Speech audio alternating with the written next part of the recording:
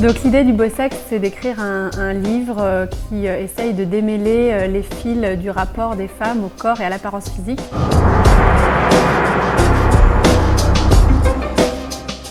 Et il y a une belle citation qui dit que les femmes sont responsables de la beauté du monde.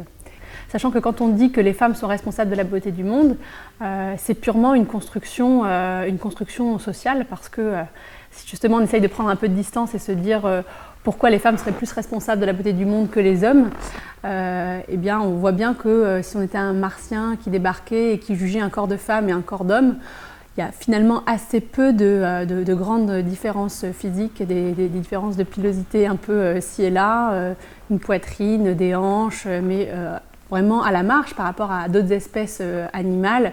Pourquoi on dirait que les femmes sont plus belles que les hommes? Pourquoi elles seraient responsables de la beauté du monde? C'est extrêmement complexe. Et du coup, la thématique de l'apparence physique est une thématique qui n'est pas anodine dans la vie d'une femme. Et on voit bien que toutes les femmes se positionnent un jour dans leur vie par rapport à cette thématique, que ce soit contre, parfois au contraire à l'autre extrême, trop avec. Et on voit que toutes les nouvelles maladies psychiatriques et psychologiques ont beaucoup trait au corps, que ce soit la boulimie, l'anorexie, etc. Et du coup, le corps est vraiment un sujet du 21e et du 20e siècle, parce que maintenant on a des techniques qui permettent d'améliorer les capacités du corps, que ce soit d'un point de vue purement technique ou physique ou d'un point de vue esthétique. L'idée, c'était de comprendre à la fois quel était le rapport des femmes au corps dans les différents pays et quels étaient les critères de beauté. Et c'est vrai qu'on a beaucoup étudié les différences culturelles, les différences de critères entre les différents pays, et on a assez peu étudié les points communs. Alors pourquoi c'était intéressant d'étudier les points communs? Parce que j'avais lu une étude qui était passionnante, qui montrait que des tout petits bébés de 3 à 6 mois arrivaient à discriminer un visage en fonction de son attrait, comme le ferait un adulte. Or, de 3 à 6 mois, on n'a pas intégré des critères culturels.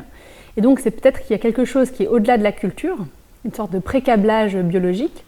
Donc en voyageant dans 5 pays et en reparcourant toute la littérature à ce sujet, il y en a 7. Le plus connu, c'est celui de la symétrie d'un visage, la symétrie d'un corps. Il y a une théorie qui s'appelle la théorie du bon gène, qui dit que en fait, la symétrie serait l'expression extérieur d'un patrimoine génétique sain et d'un système immunitaire efficient. Donc il y a celui de la symétrie, mais il y en a d'autres qui sont intéressants, comme par exemple, on a remarqué que les très belles femmes avaient des caractéristiques du visage qui rappelaient les caractéristiques enfantines dans leurs proportions. C'est-à-dire que les enfants ont des plus grands yeux, une plus petite tête, des pommettes saillantes, une grande bouche, un petit nez. Il y a des pays où c'est extrêmement exacerbé, comme par exemple au Japon, où il y a un mot spécifique pour désigner ce type de beauté, c'est le kawaii, ça veut dire mignon. Et là, ce qui est intéressant, c'est de voir à quel point la thématique de l'apparence physique est liée au rapport entre les sexes et l'égalité homme-femme. Et d'ailleurs, dans un des pays visités, qui est la Nouvelle-Zélande, qui est un des pays qui se situe d'un point de vue mondial en haut de l'échelle d'égalité homme-femme. Or, en Nouvelle-Zélande, quand on interroge les femmes sur leurs sentiments, leur rapport au corps, la thématique de l'apparence physique, c'est quelque chose dont elles se sont presque entièrement dégagées. Donc on voit bien qu'il y a une corrélation entre le degré d'égalité homme-femme et l'importance de l'apparence physique. En fait, plus une femme est belle, plus elle est perçue comme féminine. Et avec féminine va tout un tas d'attentes en termes de comportement, de caractère, qui peuvent être positifs dans certaines situations, comme la douceur, l'écoute, enfin vous imaginez les stéréotypes, et qui peuvent être négatifs dans d'autres, comme la douceur, l'écoute, par exemple pour accéder à des positions de direction managériale. Et je trouve que la réalité des différences entre les critères de beauté dans les différents pays ne sont que une façon d'appuyer davantage sur certains critères plutôt que d'autres.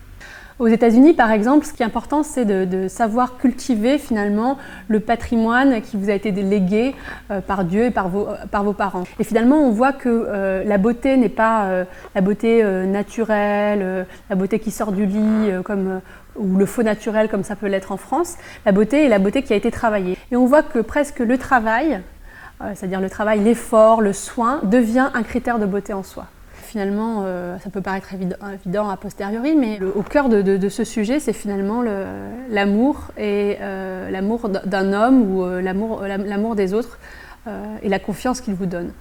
Qui fait que des femmes qui ont toujours été aimées et qui ne sont pas forcément très jolies, sont très satisfaites de leur corps. Puis d'autres femmes qui, au contraire, sont de l'extérieur perçues comme très jolies, qui n'ont pas eu la chance d'être mises en sécurité d'un point de vue affectif, n'arriveront jamais à être satisfaites d'elles-mêmes physiquement.